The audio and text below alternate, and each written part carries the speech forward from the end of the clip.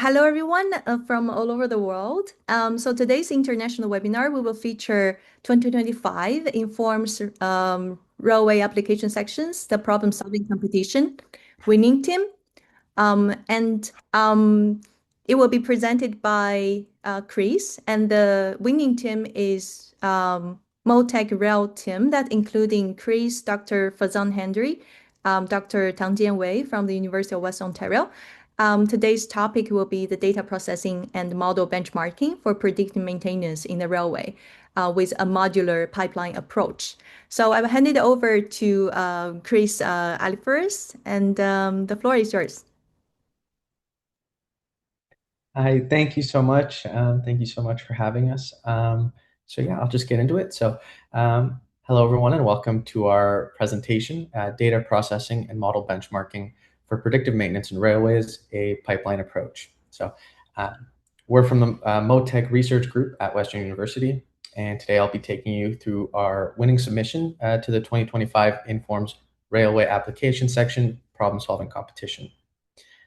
So before we start, I'll just briefly introduce the team. I'm Christopher Aliferis. I'm completing my bachelor's in software engineering at Western University, where I received an NSERC undergraduate research award to conduct machine learning and signal processing research under the MoTech group, and I'll be presenting on behalf of the group today. Dr. Farzan Heidari is a postdoctoral associate at the MoTech group as well, bringing expertise in generative AI, large language models, and multi-sensing robotics, and was a co-developer of our solution. Dr. Tangjian is a researcher specializing in transportation optimization and railway systems, also a co-developer of our solution, and is currently based at the Gustave Eiffel University. Here's a quick outline of what we'll be covering today. We'll start with an introduction to the problem and motivation, then cover the relevant background and related work. From there, we'll walk through our data sources and problem setup, followed by our methodology, which covers data cleaning, pre-processing, and signal processing in detail. We'll then present our model training and prediction framework along with our results and wrap up with a conclusion and key takeaways. Railway maintenance is essential for safe and reliable operations, but equipment failures create costly delays and serious safety risks, from service disruptions all the way to derailments.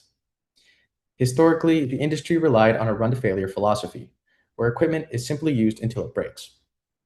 While requires no data collection or modeling effort, it is fundamentally reactive and inefficient. Failures are unpredictable.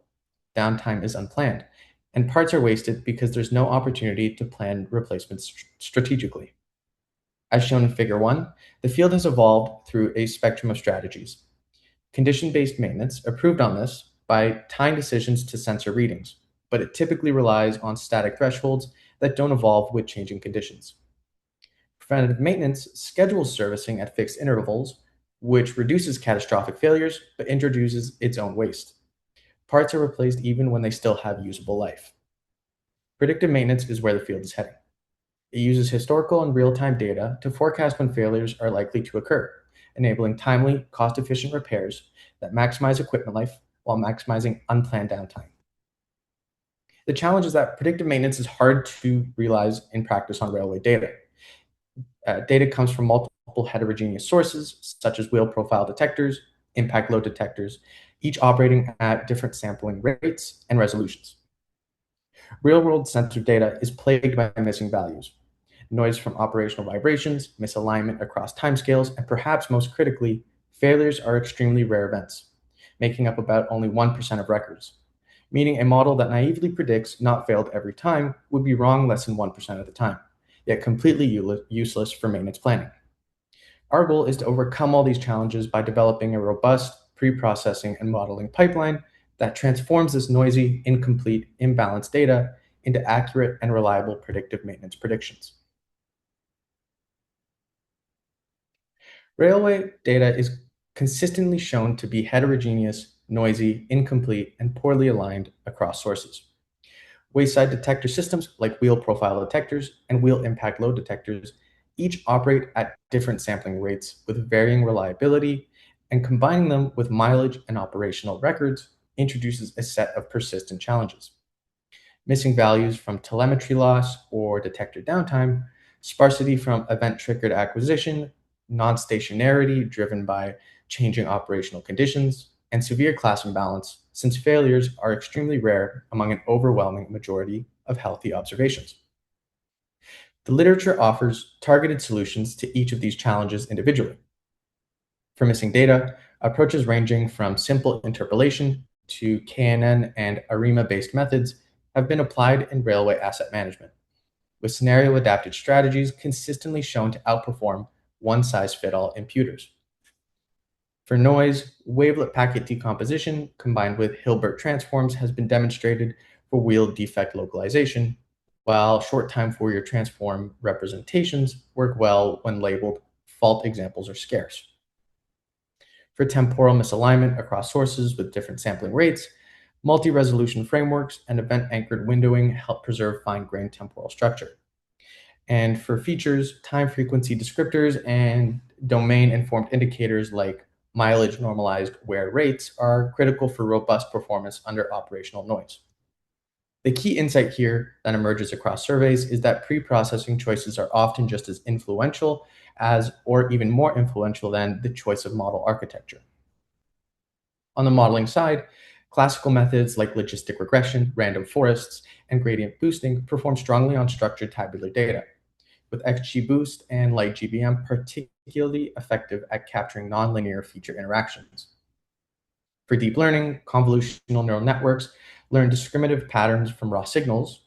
Long short-term memory and GRUs capture temporal dependencies and degradation trajectories.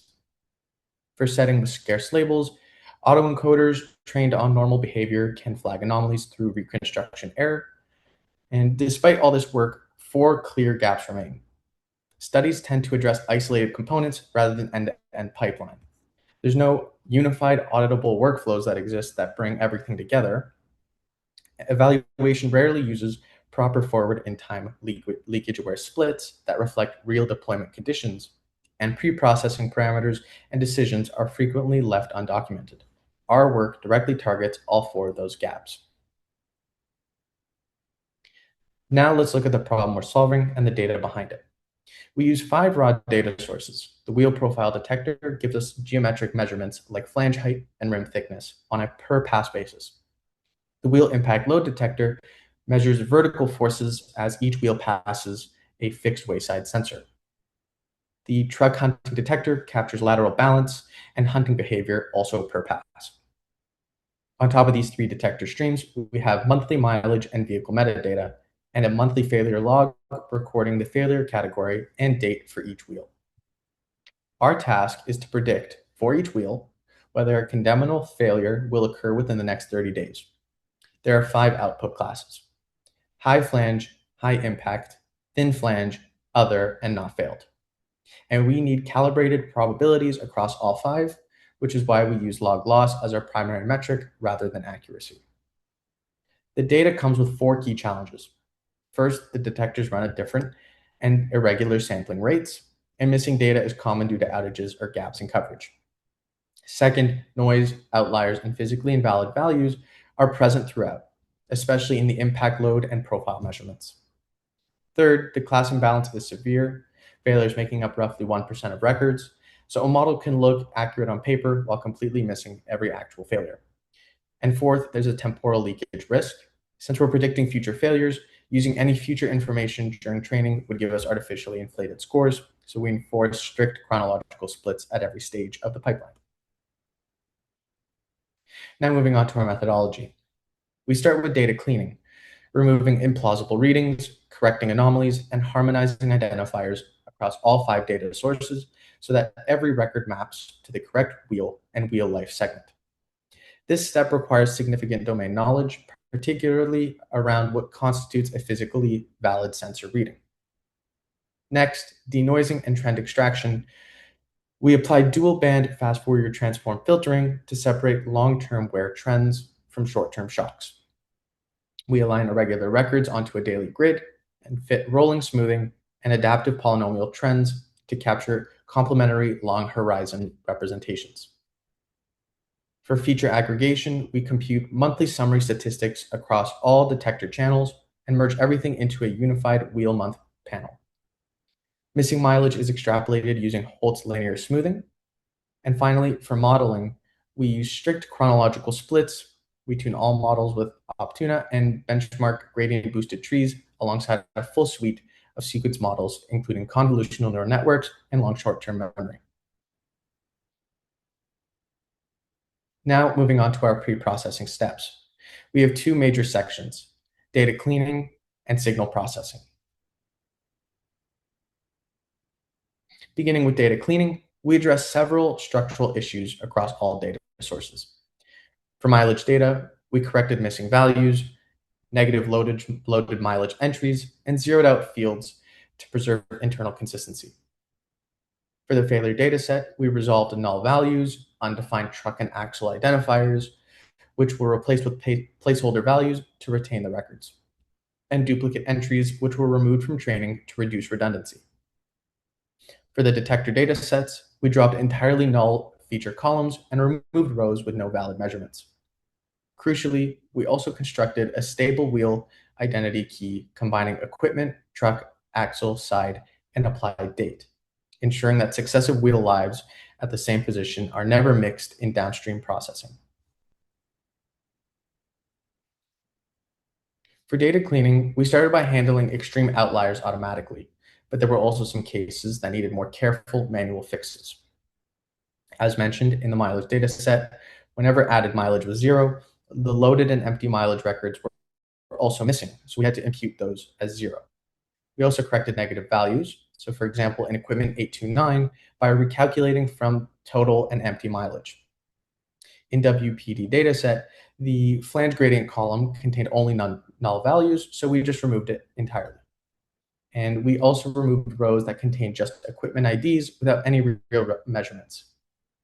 Finally, in the failure dataset, we filled the gaps in the records using mileage data, assigned placeholders for undefined truck axle combinations, and removed duplicate entries across several equipments. As you can see, each dataset came with its own unique issues, requiring customized processing for each individual problem.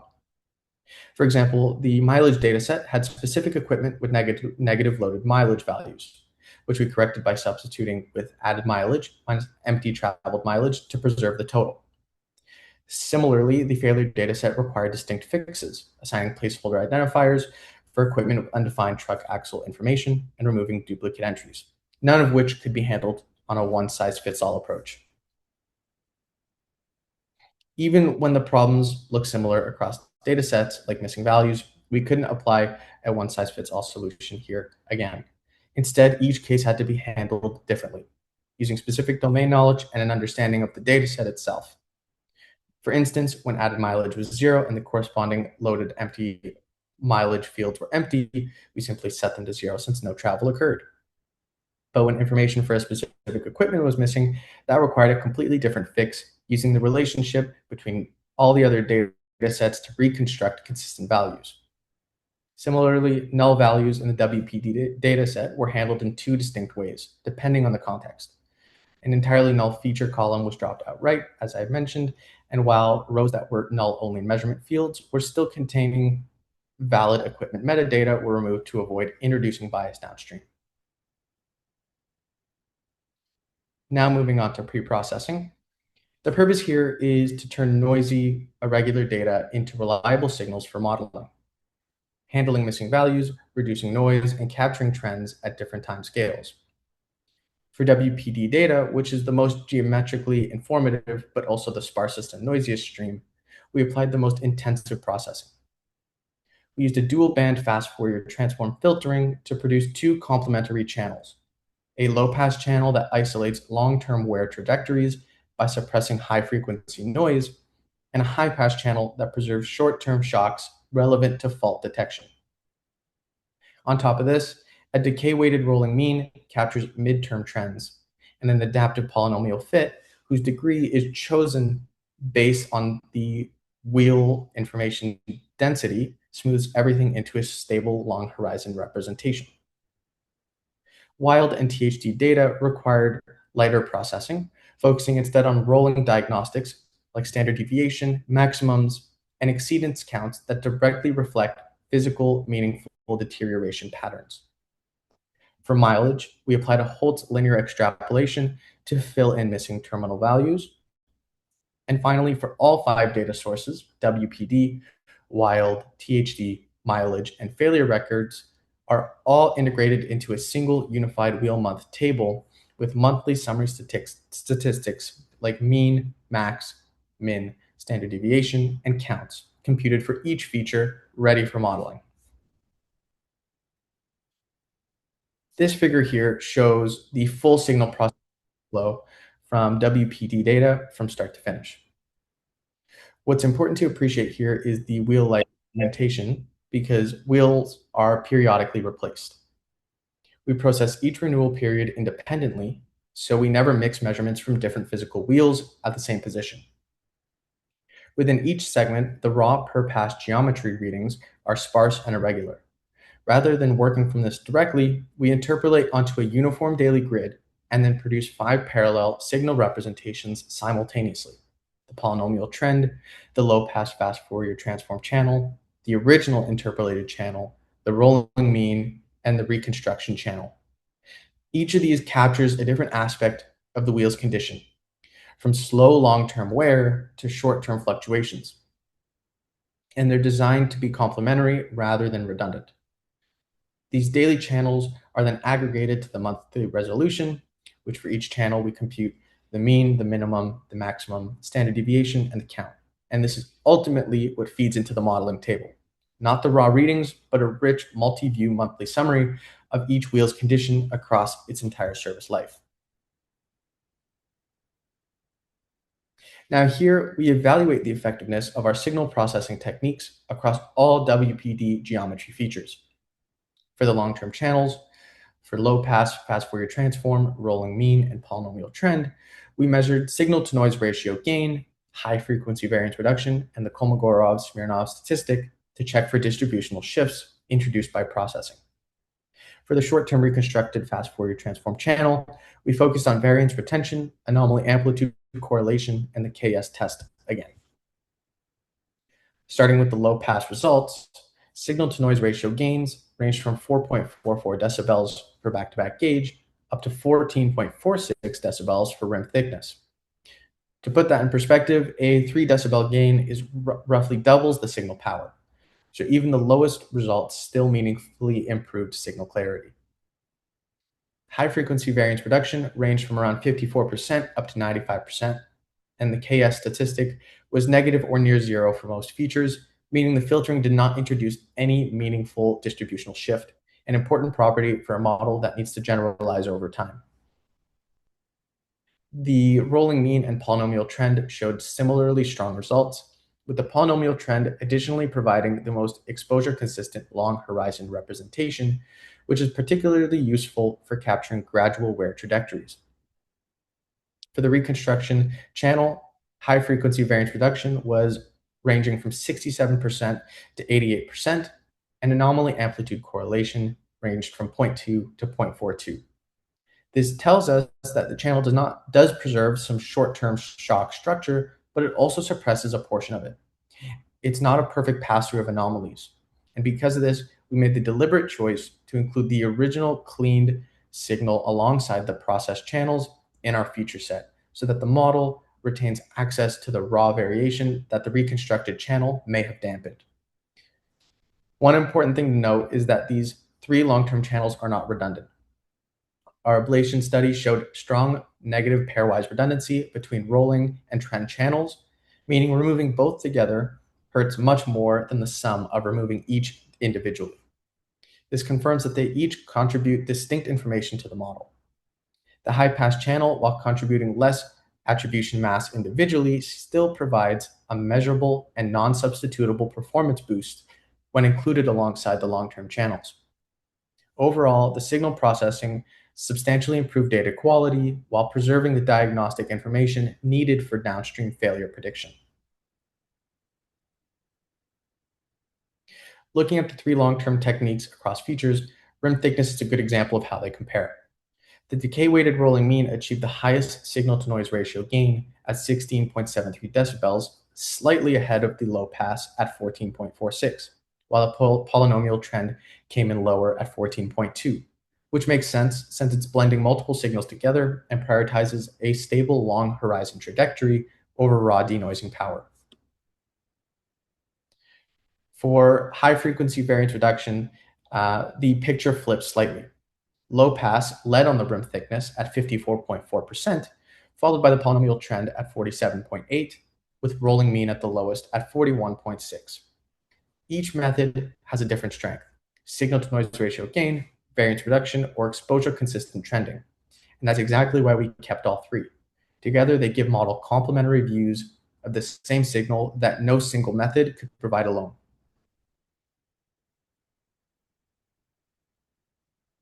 Here we have our mileage forecasting and signal processing evaluation.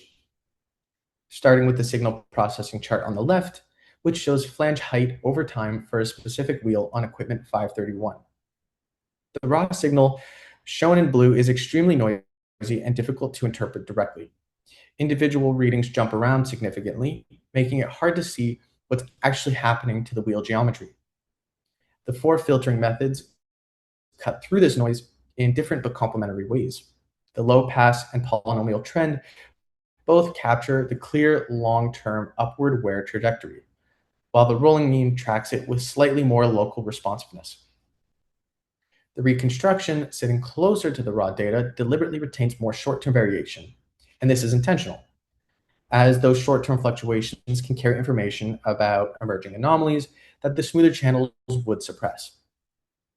Together, these methods don't just improve statistical metrics, they produce interpretable signals where each view highlights a different aspect of wheel condition, from slow gradual wear to sudden transient events.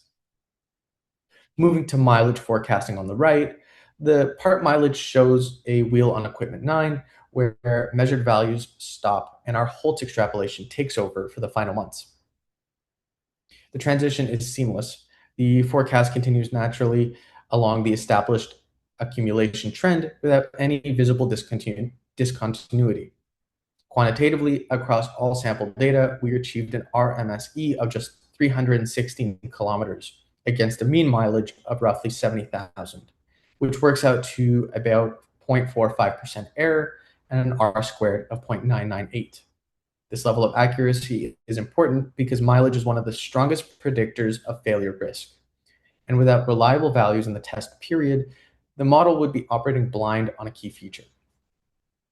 The extrapolation ensures that mileage remains a usable and trustworthy signal all the way through the prediction window.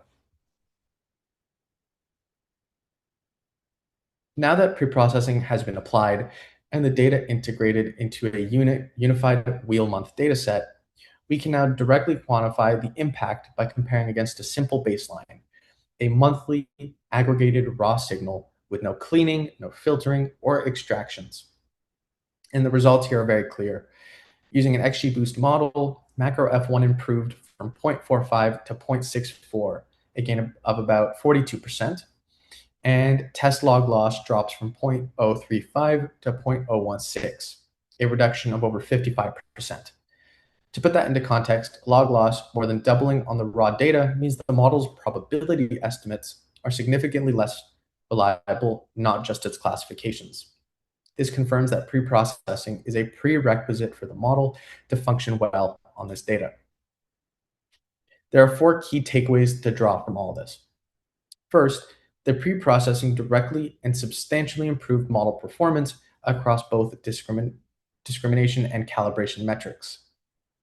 Second, by maintaining both the reconstructed short-term fast Fourier transform channel and the long-term trend channels, simultaneously, we give the model access to both short-term anomalies and gradual degradation patterns, neither of which alone would be sufficient. Third, the signal processing improved signal-to-noise ratios by up to 15 decibels, which, while preserving the anomaly structure the model needs, striking a balance between noise reduction and information retention. And fourth, mileage extrapolation proved highly accurate with an R squared of 0.998 and only 0.45% error, ensuring that one of the most predictive features remains reliable and usable throughout the test window.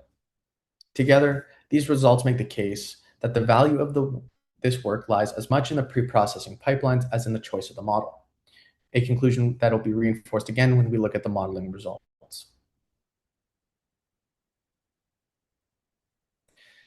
Now let's look at our model training and prediction framework. We evaluated two broad families. On the gradient boosting side, we used LightGBM, XGBoost, and CatBoost. These are well suited to this problem because they handle missing values natively, which matters since some wheels are too sparse for full interpolation, and they perform strongly on high-dimensional tabular data.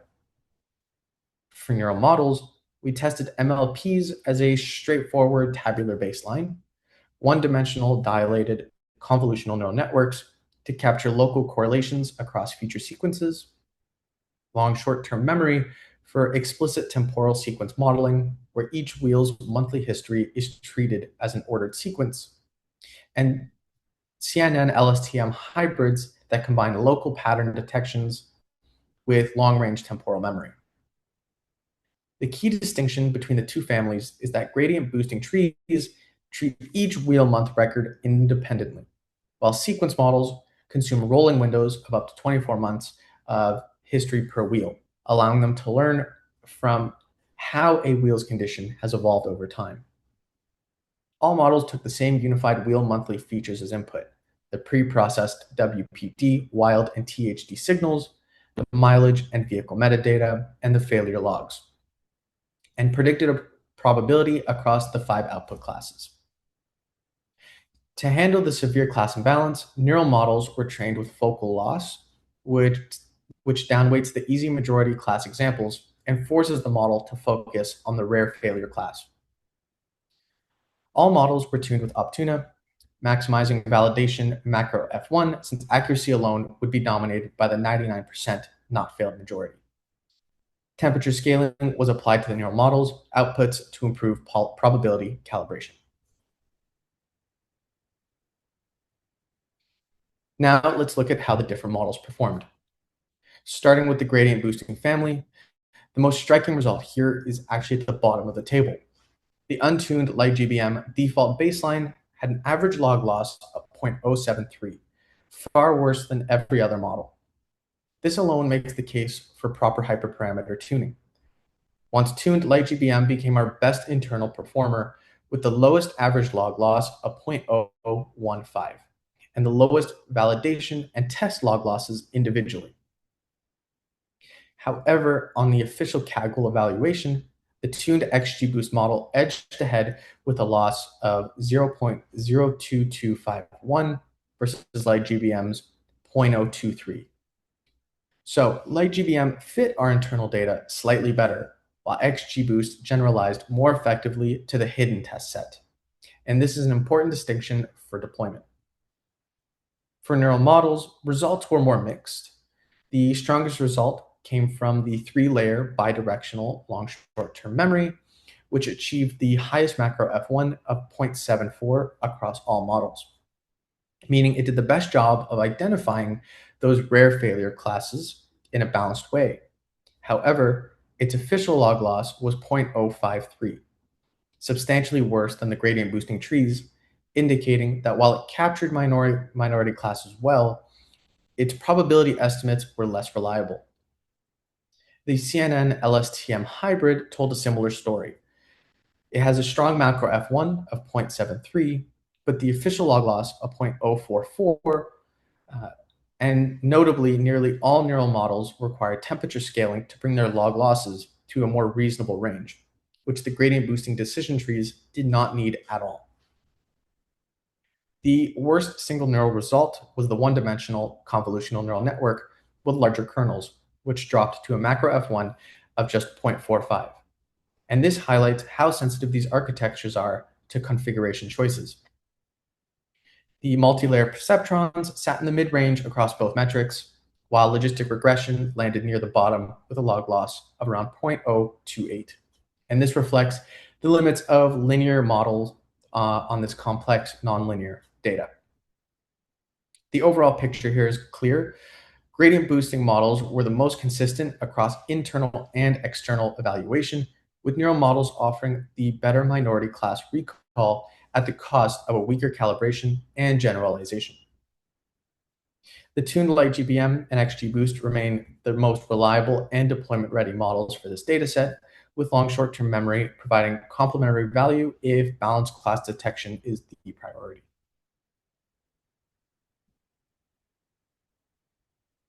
In summary, here are the key takeaways from our work. First, we built a modular pipeline that enforces strict temporal causality at every stage. It reduces noise systematically and produces reproducible outputs that can be adapted as new detector types or data quality standards emerge. Second, careful data preparation was essential. Rail sensor signals are extremely noisy, sparse, and inconsistent across sources. Our cleaning and harmonization steps removed structurally invalid records and corrected dataset-specific anomalies, while deliberately preserving the short-term fluctuations that actually carry fault information. Third, the signal processing and fusion stage was transformative. By denoising, smoothing, extracting trends, and fusing all 5 data sources into a unified wheel-month table, we fundamentally improved what the models can learn from it. Compared to simply aggregating raw signals, our full pipeline improved macro F1 by 0.19 and cut log loss in half. Quantitatively, preprocessing boosted signal-to-noise ratio by up to 16 decibels and suppressed up to 95% of high-frequency noise, and preserved anomaly amplitudes with correlations of up to 0.42. This means that the signals that matter for failure detection were kept intact. Fourth, we evaluated rigorously. By using forward and time splits, post hoc probability calibration, and the official Kaggle scoring process, we avoided leakage and measured genuine out-of-sample generalization rather than optimistic internal scores.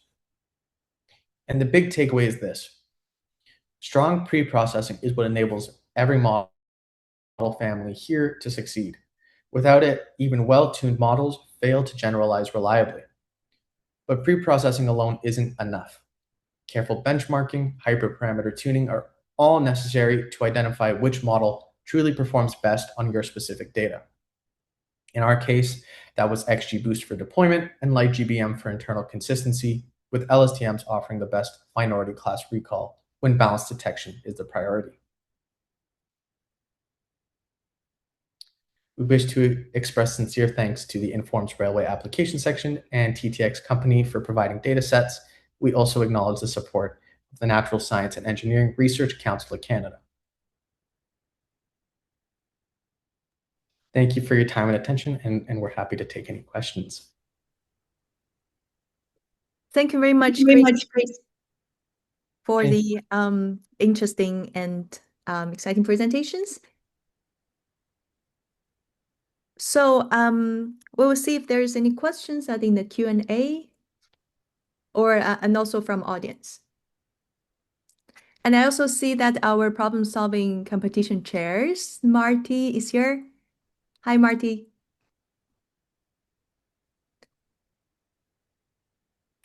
Hi, everybody. Great to see you, and Christopher, wonderful presentation. Just as your efforts were throughout the competition, and to your collaborators, congratulations again as well. This to me is a blueprint for how any data that begins with sensors across industries can be made fit to use for predictions.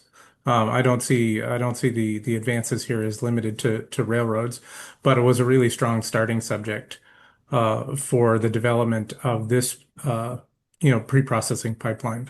So again, my compliments. Would you please comment on that, and whether you have a desire or intentions to extend this to other sensor generated mechanical condition data elsewhere, and whether you've received any interest on that? So at the current moment, we've only explored obviously in the railway domain, but as you'd mentioned, a lot of this is in general signal processing. And so this could be used in terms of all sorts of sensors in all kinds of domains. So that could definitely be an application of something worth looking into in all sorts of areas. So for sure, that is something we could look into.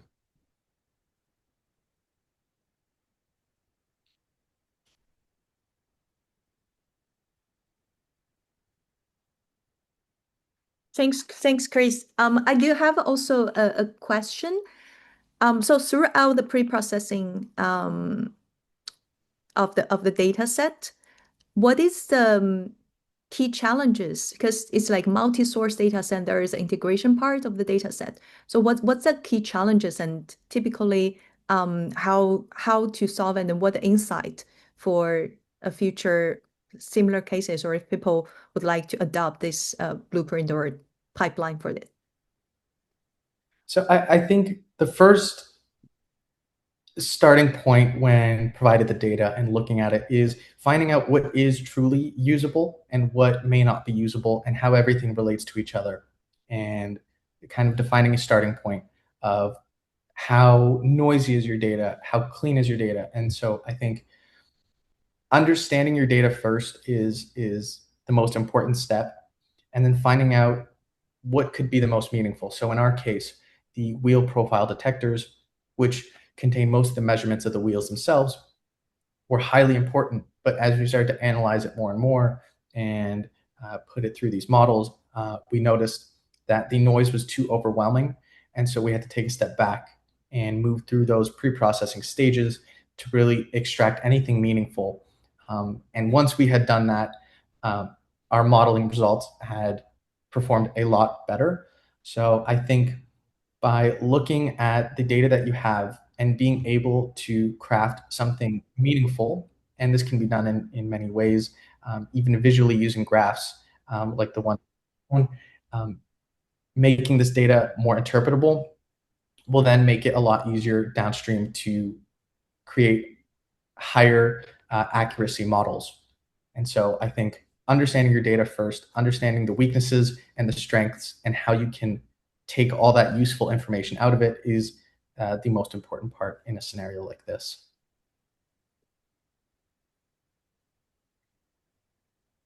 I've got a couple comments. I worked with Marty Schlenker and many others, mostly 25, 30, 40, 50 years ago on railroad maintenance, mostly track maintenance.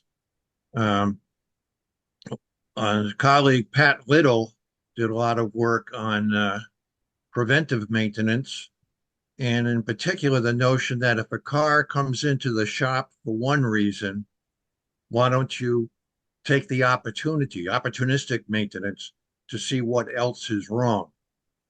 And what you have shown today is, it's partially just mind-blowing for an 80-year-old guy to see what can be done with the data.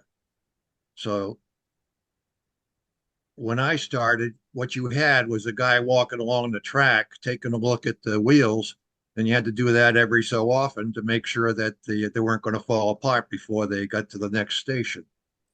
And now what you're telling me is that you could have a database where I could select any car and find out 9 measurements for each wheel. And it's not only 9 measurements gained because somebody happened to do a study of that one wheel, but it's any wheel. And you have refined the measurements, so you're looking at how they have changed over 9 months. So this just seems to me to be kind of magic. But what happens next is of interest to me. You say you can identify high flange, high impact, and those require someone to say, here's the definition of high flange. And that's going to be different from a TTX car that's used in cross-country container service, or a coal car, or some car that's using maybe transporting grain short distances. The risks associated are much different. And my guess is that the issues related to deciding what to maintain and when to maintain are still very similar. And what you've done is provided extraordinarily useful data. Just a comment. Thank you. Thank you. I appreciate that comment. Thanks, Carl. Christopher, could I build on that, please? Because one of the things that I think distinguished you favorably, not just in terms of the thoroughness of the work, was the apparent awareness of the mechanisms of wear of wheels in terms of rolling contact fatigue and the contact surface and how it changes over time. Could you talk about that part, please? So kind of just to clarify, just how the wheel life changes over time and all that. So I think, Not so much how the life changes over time, right? So we know that the wheel is consumed, because wear changes its shape and makes robust, sort of metal thickness tend towards the minimum allowable standard for the thickness of is taken at several places in the wheel. So, um, talk about the actual mechanism of wear, how it influences the sensor readings, and how it influenced your data cleansing and processing. I see. So like when these wheels wear, and there's obviously for things like the high impact class, there will be things like possibly even chips in the wheel or things that could affect the sensor readings. And so, or even thin flange, the shapes and the deformities in these wheels can affect these readings and create things that to a viewer of the data may just seem as uninterpretable or even null placeholders for data. But by leveraging the high pass fast Fourier transform and all these different combinations, we were able to find these shocks and large changes in the data set that may have just seemed like noise, but in reality, it was the sensor either reading out chips in the wheel itself or deformities in the wheels. And so then this would give the model an understanding of instability. And so we were able to leverage that, which was able to bring out more model Thank awareness. you, Christopher. Let me run a related scenario by you, um, especially regarding what you just referred to as flat spots on the wheel tread itself. Um, there's two situations, either of which could cause a wheel to reach its condemnation limit. One is that a emergency brake application is made, and many wheels in the same train end up sliding as a result of the train stopping because the emergency brakes have been applied. And another is that the specific brake apparatus on that car may be malfunctioning, in which case brakes on that car and the tendency for the wheels to slide, is unique to that car rather than observed in all cars in the train. You were not given the data in this exercise to distinguish those situations because you weren't able to associate readings on multiple cars of the same type that were in the same train and whether they experienced a common event. But that's an area that I might like to see as an extension of this, that would be pursued by the industry, is to distinguish uh, degradation in the braking performance of the brake components of individual cars from train level events caused by the engineer handling the train or the necessity to put a train in emergency braking. Comment on that, please. Yeah, for sure. So in those kind of scenarios, I could see the same kind of approach being taken. And so obviously given the data for all sorts of things relating to that, similar to this problem, it could definitely be an extension of this work, or even a combination of this work, because one of the big things in this set of data is the more data we had, the more useful. And so once you add things like that, you can actually come out with more results. And so you have that breaking data along with the sensor data. You could probably come out with very informative predictions. And then in industry, you could use that to make analysis and choices and things like that. So, Christopher, please remind us. You were given the date of sensor readings that were taken for each car, but I can't remember the level of identity distinction, whether you're able to distinguish one sensor from the next. And I don't think you were given timestamp data to be able to associate readings by the same sensor of multiple cars of the same type within a train, correct? Correct. So your problem-solving contest sponsors, I do believe, have that information at their disposal. And I think as a practical matter, didn't provide it, into the data set that was given to the problem-solving teams. But if we had basically unbridled processing power, that would be an extension that I might like to see, right? Is to bring sort of the ecosystem of sensors and the progression of a train from sensor to sensor into this. So what would your recommendations be on how much is too much if that limit is ever reached? How much is too much? Like too much data? Correct. Too much data, too much processing, too many blind alleys or wild goose chases that may exist in this data. So I think there definitely has to be a balance. So for one, the neural models that we use, those can actually take a lot more data and they prefer a lot more data. However, that comes at a cost. That comes with more compute power and more time. So obviously during this competition, we didn't have any deadlines related to any industry standards. We just had the competition deadline. But in a workspace, compute power, costs, and efficiency are obviously very important as well.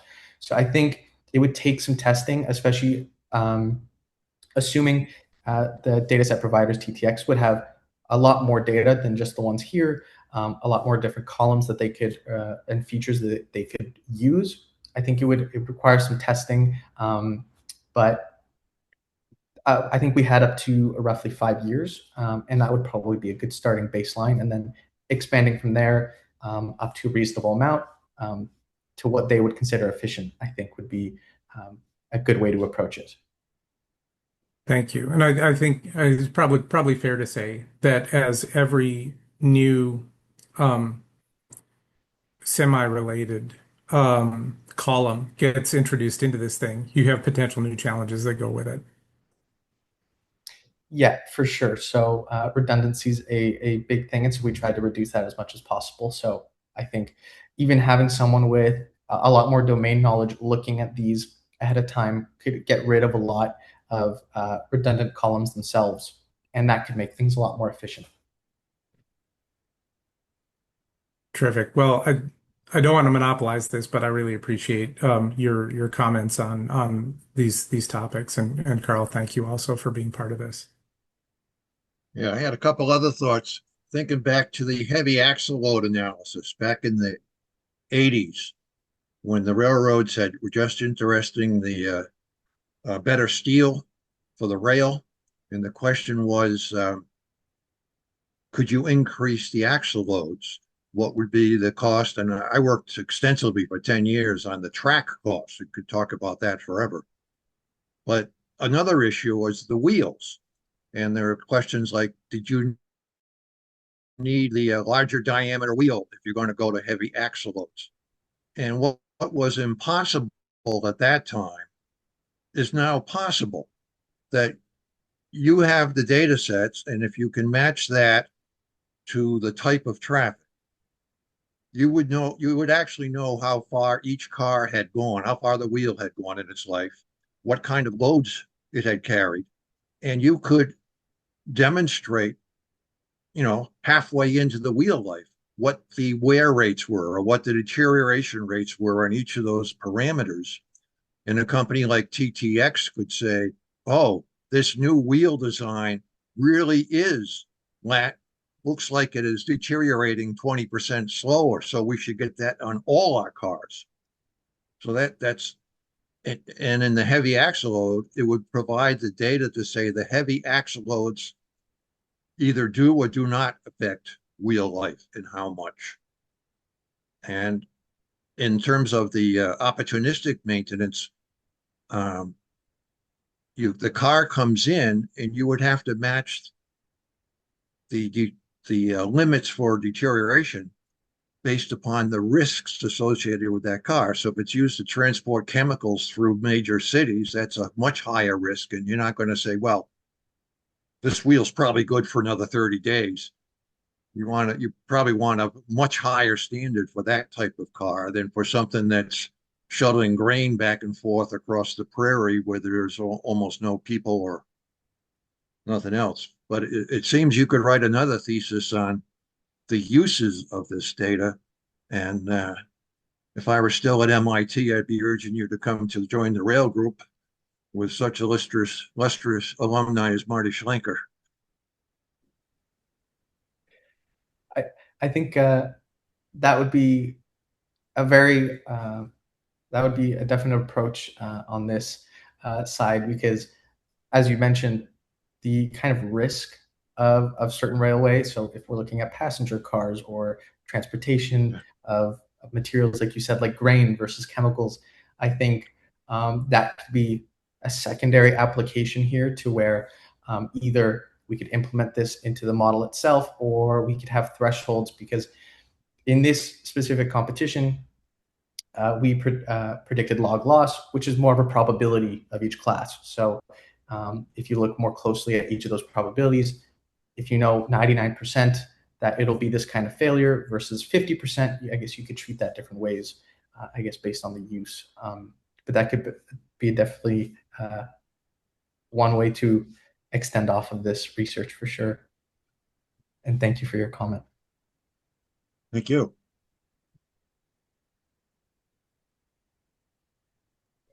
Thanks. That's indeed a very insightful discussions, especially on generalizability and transferability, of the models and the outcomes from different perspective on it. Any more questions from audience?